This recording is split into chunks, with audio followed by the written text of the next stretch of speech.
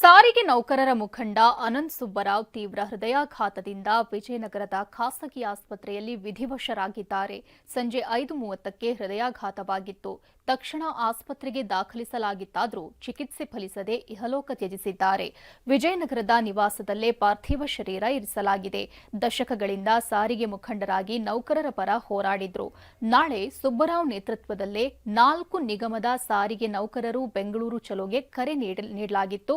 ಈಗ ಅವರ ಸಾವಿನಿಂದಾಗಿ ನಾಳೆ ನಡೆಯಬೇಕಿದ್ದ ಪ್ರತಿಭಟನೆಯನ್ನ ಮುಂದೂಡಲಾಗಿದೆ ಅಂತ ಸಾರಿಗೆ ನೌಕರರ ಮುಖಂಡ ಜಗದೀಶ್ ಟಿವಿ9ಗೆ ಮಾಹಿತಿ ನೀಡಿದ್ದಾರೆ. 38 ತಿಂಗಳ ವೇತನ ಹಿಂಬಾಕಿ ಹಾಗೂ ನೂತನ ವೇತನ ಪರಿಷ್ಕರಣೆ ಈ 2 ಮುಖ್ಯ ಬೇಡಿಕೆಗಳನ್ನ ಇರಿಸಿ ಪ್ರತಿಭಟಿಸಲು ಸಾರಿಗೆ ನೌಕರರು ನಿರ್ಧರಿಸಿದ್ರು.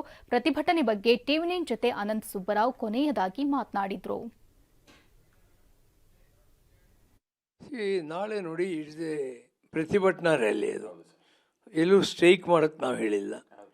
ಏಕೆಂದರೆ ಸರ್ಕಾರಕ್ಕೆ ನೆನಪು ತರೋದಕ್ಕೆ ನಾವು ನಾಳೆ ಒಂದು ಪ್ರೊಟೆಸ್ಟ್ ಇಟ್ಕೊಂಡಿದ್ದೀವಿ. ರಾಜ್ಯದ ಎಲ್ಲ ಡಿವಿಷನ್ಗಳಿಂದಲೂ ಬರ್ತಾರೆ. ಕನಿಷ್ಠ 10,000 ಜನರು ನಾಳೆ ಬರೋ ಎಕ್ಸ್ಪೆಕ್ಟೇಷನ್ ಇದೆ.